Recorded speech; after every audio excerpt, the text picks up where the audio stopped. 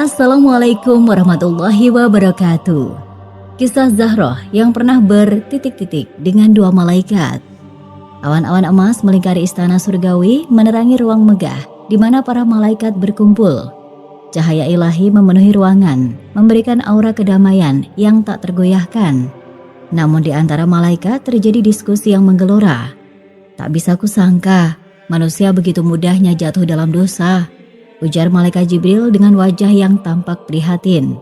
Malaikat Mikail menambahkan, Allah telah memberikan begitu banyak kenikmatan dan petunjuk, namun mereka seringkali melupakannya. Dari sudut ruangan, Harut dan Marut saling berbisik dengan wajah penuh keyakinan. Harut berkata, aku yakin jika kita berada di posisi mereka, kita tak akan pernah melakukan kesalahan seperti itu. Marut mengangguk, benar, kita tak akan tergoda oleh hawa nafsu dunia. Kita akan tetap setia pada Allah. Malaikat Israfil yang mendengar pembicaraan mereka menantang. Apakah kalian benar-benar yakin akan hal itu? Manusia diberi pilihan, dan itulah yang membuat mereka spesial. Harut dengan cepat menjawab, kami yakin kita adalah makhluk yang lebih mulia, dan kami tak akan tergoda. Di tengah perdebatan mereka, tiba-tiba suara mendung yang dalam dan penuh otoritas menggema di seluruh ruangan. Jika kalian begitu yakin dengan kata-kata kalian, maka aku akan memberikan kesempatan kepada kalian berdua untuk merasakan kehidupan sebagai manusia. Ternyata itu adalah suara Allah berbicara. Sejenak diam dan sunyi memenuhi ruangan. Semua malaikat menatap Harut dan Marut dengan penuh harap. Suara Allah melanjutkan, tapi ingatlah, dengan hawa nafsu, kalian akan diberikan kebebasan untuk memilih. Dan dengan kebebasan itu, datanglah tanggung jawab atas setiap pilihan yang kalian buat. Marut menelan ludah, tampak ragu sejenak. Namun Harut menjawab, kami siap ya Allah, kami akan membuktikan bahwa kami mampu menjalani kehidupan tanpa dosa. Dengan suara lembut namun penuh kekuatan, Allah berkata, maka biarlah kehendakku menjadi nyata. Dalam sekejap, dua malaikat itu lenyap dari surgawi turun ke dunia dengan bentuk manusia. Tak sadar bahwa ujian terbesar dalam kehidupan mereka baru saja dimulai. Harut dan Marut terbangun di pinggiran sebuah kota kuno Babilonia. Mereka dikelilingi bangunan-bangunan batu dengan patung yang megah. Keduanya menatap tubuh manusia mereka dengan rasa heran, merasakan detak jantung, hembusan nafas, dan sensasi hangatnya sinar matahari di kulit mereka. Ini terasa aneh, gumam Marut sambil menatap tangannya. Kulit, rambut, dan nafas, semua ini begitu nyata. Harut mengangguk. Namun kita harus ingat, kita di sini untuk membuktikan bahwa kita bisa menjalani kehidupan tanpa dosa. Kita harus tetap kuat. Mereka berjalan menuju pasar kota. Terpesona dengan keramaian manusia, orang berdagang, anak-anak berlari-larian, dan aroma makanan mengisi udara. Seorang pedagang buah menawarkan apel segar kepada Harut. Coba tuan, ini buah termanis di Babilonia. Harut mengambil satu dan mencicipinya. Sensasi rasa yang belum pernah dia alami sebelumnya segera memenuhi mulutnya. Dia tersenyum pada pedagang tersebut. Terima kasih, ini lezat. Marut yang terpesona dengan warna-warna pakaian yang dijual berkata, semua ini begitu menakjubkan, indera kita begitu hidup. Tapi kita harus waspada. Kita di sini untuk suatu tujuan. Harut mengangguk. Namun matanya tertuju pada seorang wanita yang berdiri di seberang pasar. Wanita itu memiliki rambut hitam panjang yang berkilau, mata almond yang menawan, dan kulit putih bersih itu adalah Zahrah. Tanpa sadar, Harut menarik Marut mendekatinya. Siapa dia? Tanya.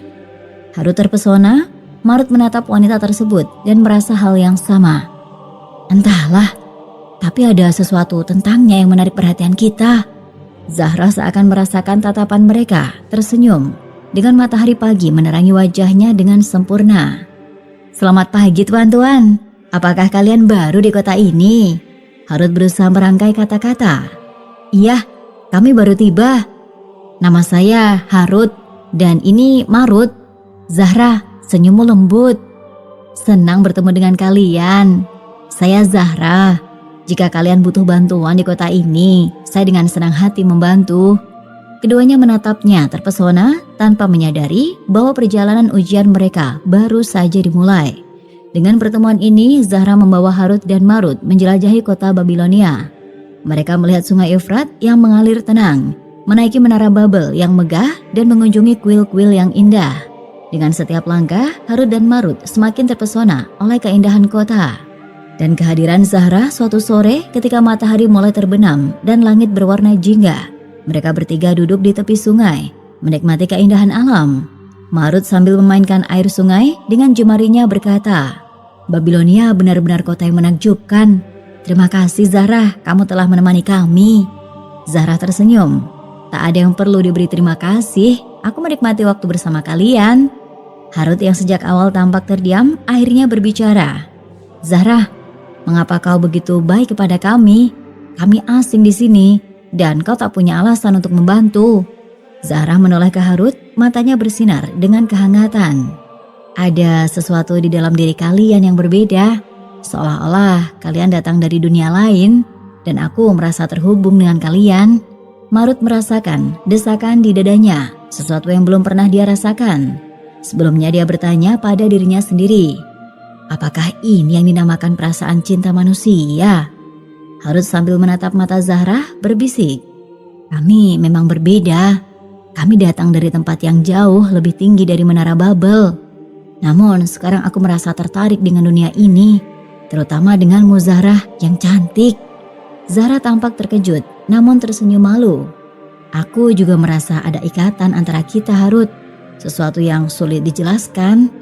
Marut merasa terpinggirkan dan bingung dengan emosi baru yang mengalirinya.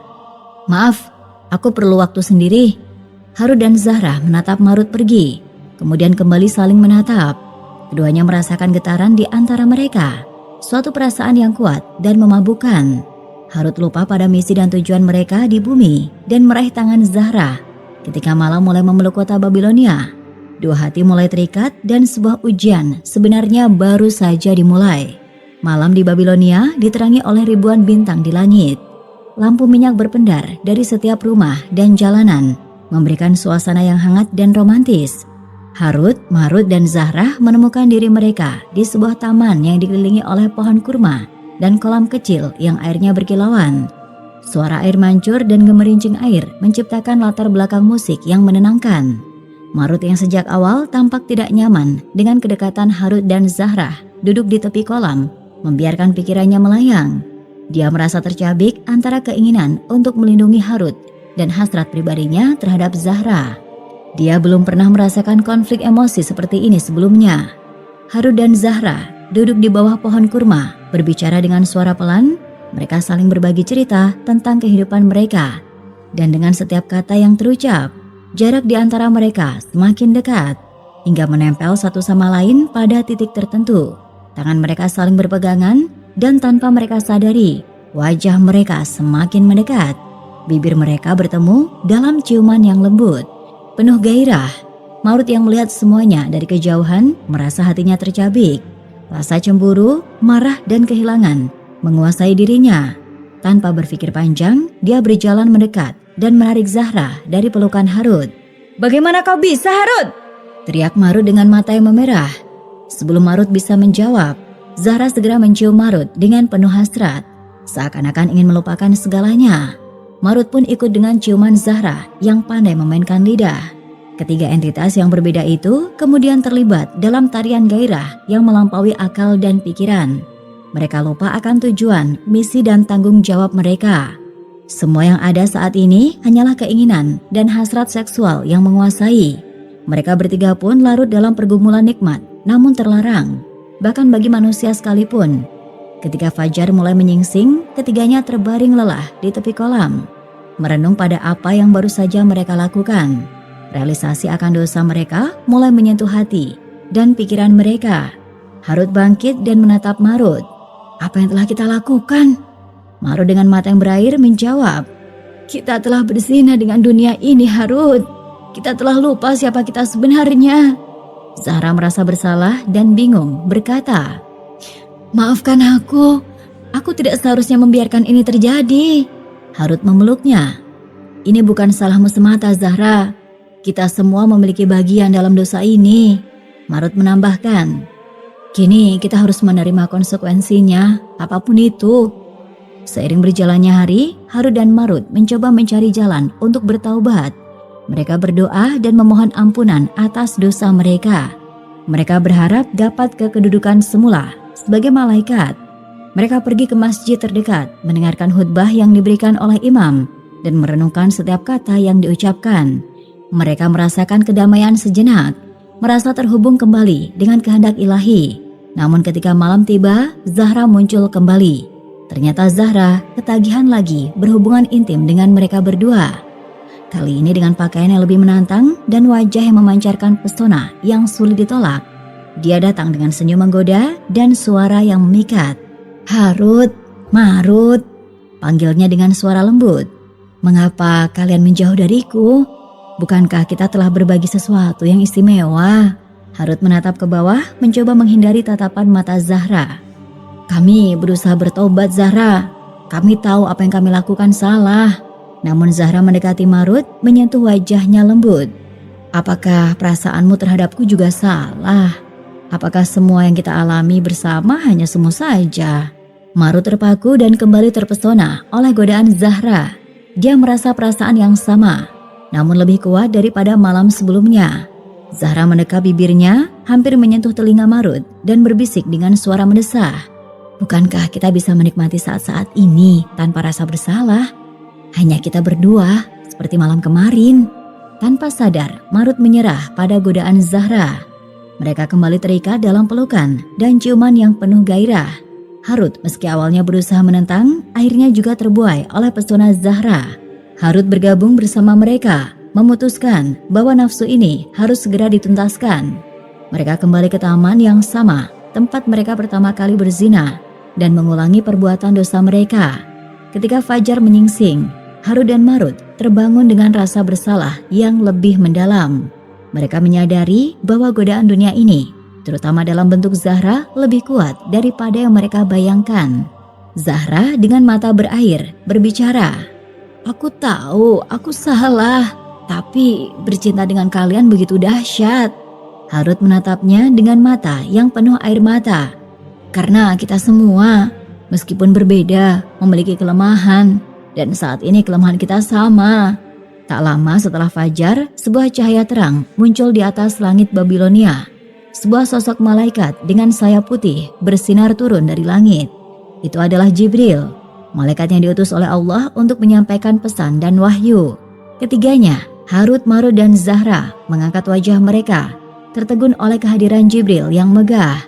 Wajah Jibril yang tenang dan penuh otoritas memberi kesan mendalam kepada mereka.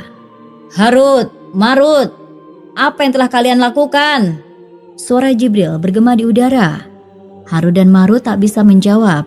Mereka menundukkan kepala, merasa malu dan bersalah. Jibril melanjutkan, "Allah telah memberi kalian kesempatan untuk mengalami dunia manusia, untuk memahami cobaan dan tantangan yang dihadapi manusia. Namun kalian telah menyalahgunakan kesempatan ini."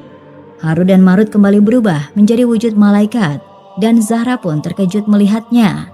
Zahra baru tersadar bahwa selama ini ia telah mempermainkan malaikat dan ia merasa sangat takut.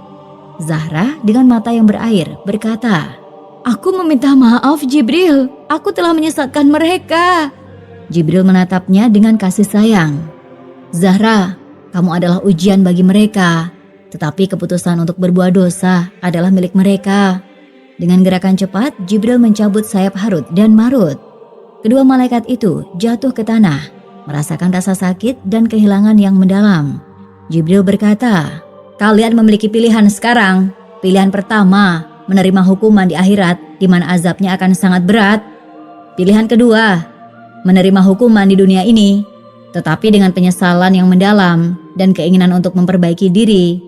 Maka kalian akan kembali ke surga." Harut dan Marut saling bertatapan. Mereka tahu bahwa azab di akhirat akan jauh lebih berat daripada di dunia.